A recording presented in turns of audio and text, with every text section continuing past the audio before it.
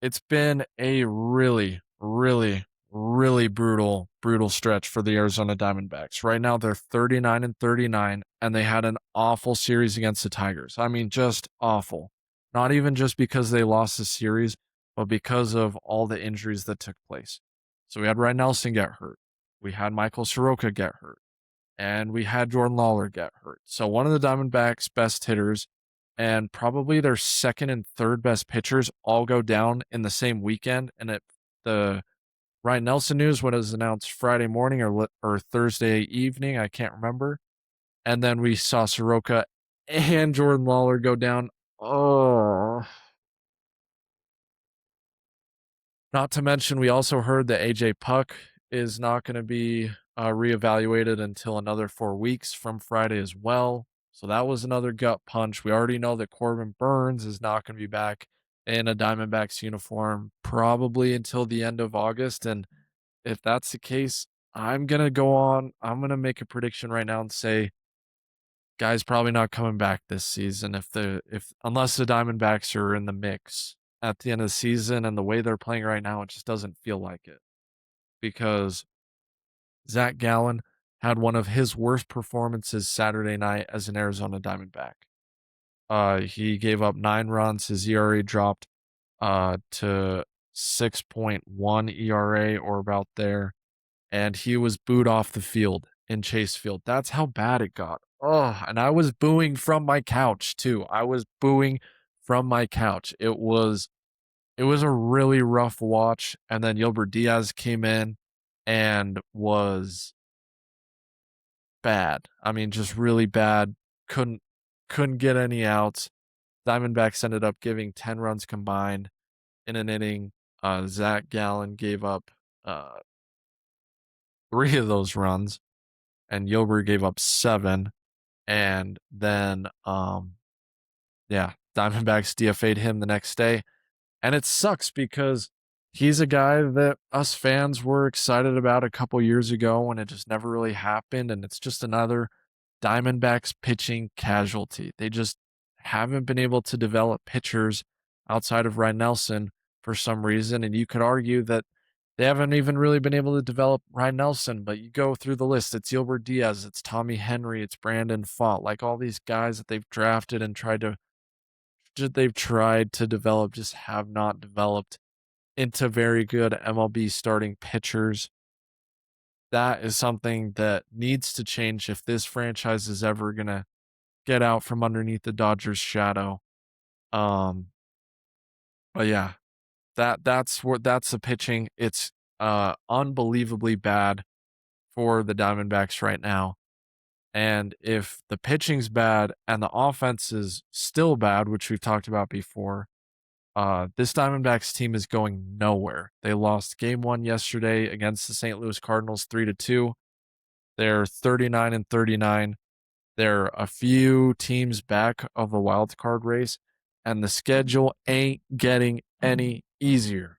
It's just not getting any easier. And we're in the danger zone right now because this Diamondbacks team needs an offensive turnaround so badly, or they need Jose Cabrera and whoever else they bring up from AAA to pitch incredibly well to carry this team through the injuries. And I just don't expect that to happen right now. Uh, and there's some other pitching concerns too. Juan Murillo still struggles to get the last out. He's great the first 2 outs of innings.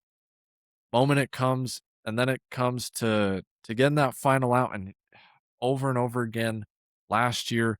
This year he's been better about it, but last year especially, he'd come in, he'd get 2 outs, and then things would just fall apart on him. I'm not sure why that happens, but it just seems to be an evolving trend with this guy where he'll get the first 2 outs and then he'll give up 3 hits or a walk and a couple hits, and all of a sudden you got an inning on your hand. That's why the Diamondbacks lost on Sunday.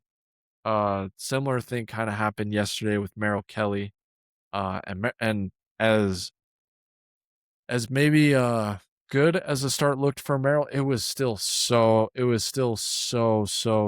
bad for him though. He had three on, no outs.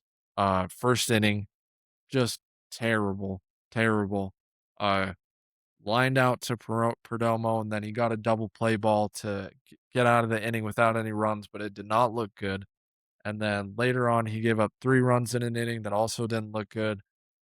He left a few pitches that over the plate that probably should have been home runs, but ended up not being home runs. And so it just continues to be an unremarkable Merrill Kelly season. It'll probably end up being his worst season as a major league pitcher unless he can turn it around. But I'm not sure that's gonna happen. I think he's probably trending downwards. It's probably, and I hate to say it, if he's continuing to decline like this, and we saw signs of it last season, but he still was able to mainstay his way through it, for lack of a better term. But we saw the decline coming last season. I think the decline's continuing this season, and we could see him not even make it to his final contract next year, or make it to the end of next season, which is at the end of his contract, where he could be traded or uh, honestly just dumped. I don't think that'll happen. Merrill's been with the team too long for them to do anything like that, but we might be looking at the end of Merrill the mainstay, and it might become more like Merrill the main guy we don't pitching every 5 days, which is sad because he's been exceptional as a Diamondback.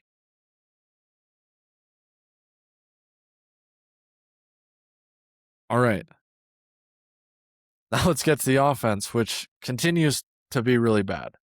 They scored 9 runs in Friday night's win against the Tigers, but they're down 16-0 on Saturday. They lost 4-2 on Sunday. They lost 3-2 on Monday. They got 1 inning of a couple runs, but outside of that, they can't hit with runners in scoring position. Yesterday they were 0 for 8 with runners in scoring position. They did get a Corbin Carroll ground out home. So I guess they got the RBI, but still no hits with runners in scoring position. Tommy Troy absolutely uncorked one yesterday. It was a thing of beauty. 442 feet to dead center field. He is he and Jordan Lawler have been the two young bright spots offensively for this team. Troy's been starting to swing the bat better, and we're starting to see some of that power uh, to surface for him. So that's been really good to see. Unfortunately, Lawler's hurt, so uh, not good news there because they really needed him. What they're gonna need a Ketel Marte run, they're gonna need a Corbin Carroll run, and they're gonna need Geraldo Perdomo to start really producing. And then somewhere in the back end of the lineup, whether that's Pavin Smith, Nolan Arenado, Gabriel Moreno's played really well. Uh, we got Lourdes Gurriel and oh, who else is there? Jorge Barosa even, maybe, or a guy like shoot.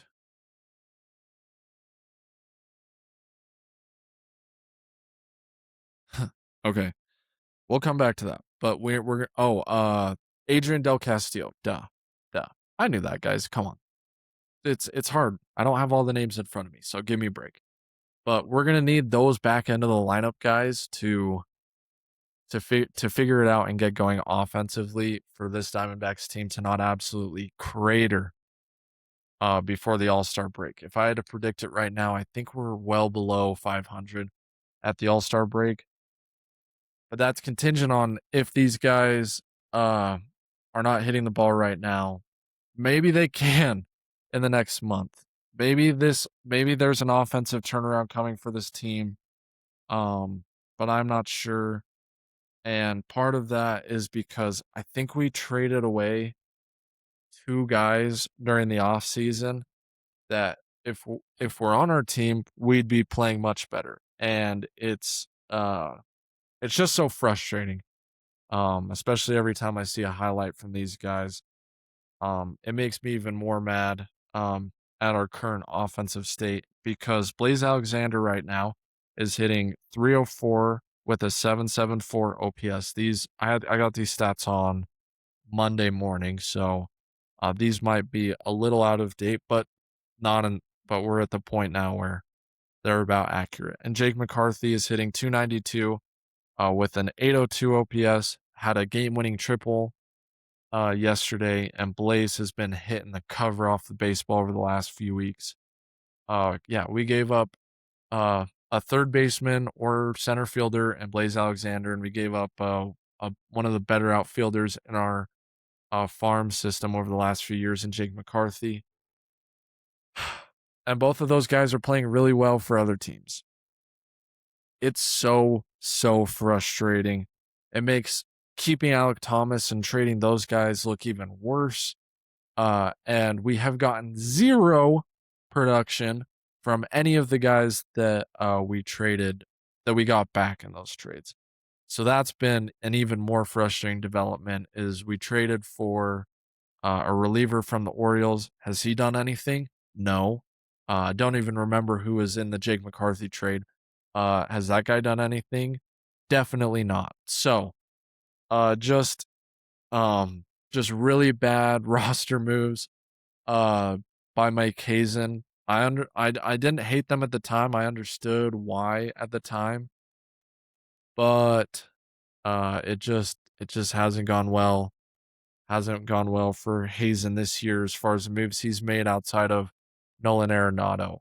Bringing Merrill Kelly back, bringing Zach Gallen back, sending out Blaze Alexander and Jake McCarthy. Really, really rough off season for Mike Hazen. He did a good job with the bullpen. I'll give him credit for that. But and he did bring in Michael Soroka too. He did bring in Michael Soroka too. So it hasn't been all bad from Hazen, but definitely not the kind of home run off season we were looking for and that we needed to compete for a playoff spot this season. Unless this team gets fully healthy or gets really hot, this team is not a playoff team. And there's just no other way to say that. Uh, so yeah, Diamondbacks season's over, but there's still games left on the schedule. And don't worry, guys, I'm not going to check out on this season. I'm still going to ride or die on every Diamondbacks game, no matter what. Even if we're 15 games below 500, I'm going to be watching. I'm going to be watching because it's baseball. What's better than baseball? Freaking nothing.